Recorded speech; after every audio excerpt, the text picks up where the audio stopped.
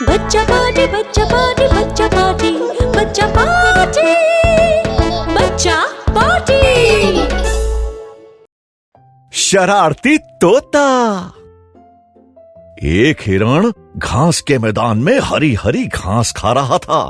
तभी उसे शेर की दौड़ सुनाई दी और वो डरकर भागने लगा।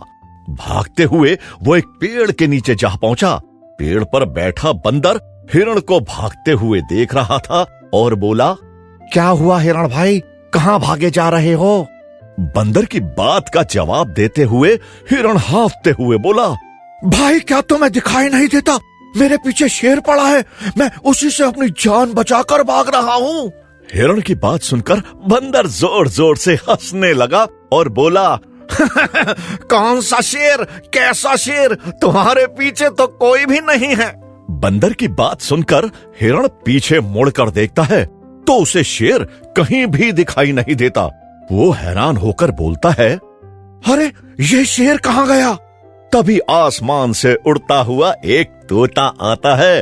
हंसते हुए वो कहता है, उल्लू बनाया बड़ा मजा आया, उल्लू बनाया बड़ा मजा आया। इतना बोलकर वो तोता वहां से उड़ जाता है।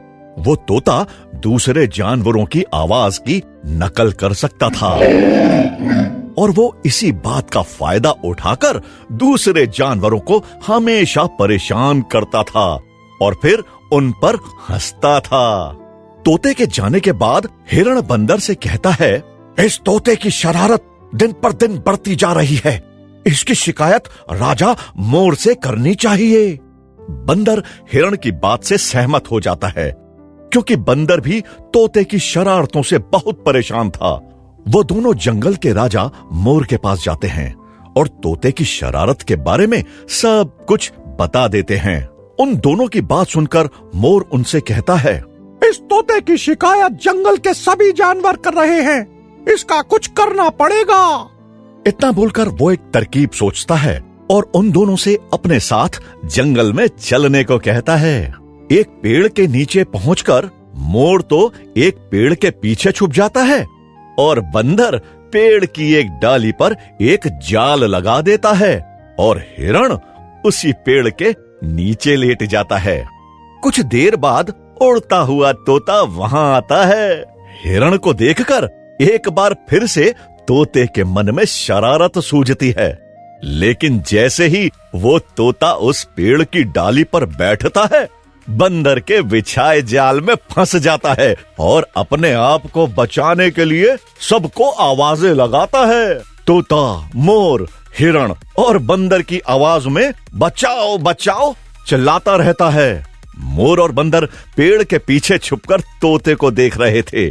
कुछ देर बाद जब तोता थक जाता है तो शांत होकर बैठ जाता है और कहता है, लगता है मैं हमेशा हमेशा के लिए इसी जाल में फंसा रहूंगा। तभी मोर और बंदर पेड़ के पीछे से बाहर निकलते हैं। मोर कहता है, देखा, दूसरे को परेशान करने का नतीजा, तुम्हारी शरारतों से सब इतना परेशान थे कि कोई भी तुम्हारी मदद करने के लिए नहीं आया। मोर की बात सुनकर तोते को अपनी गलती का एहसास होता है और वो उन सब से वादा करता है कि अब कभी भी वो जंगल के जानवरों को परेशान नहीं करेगा।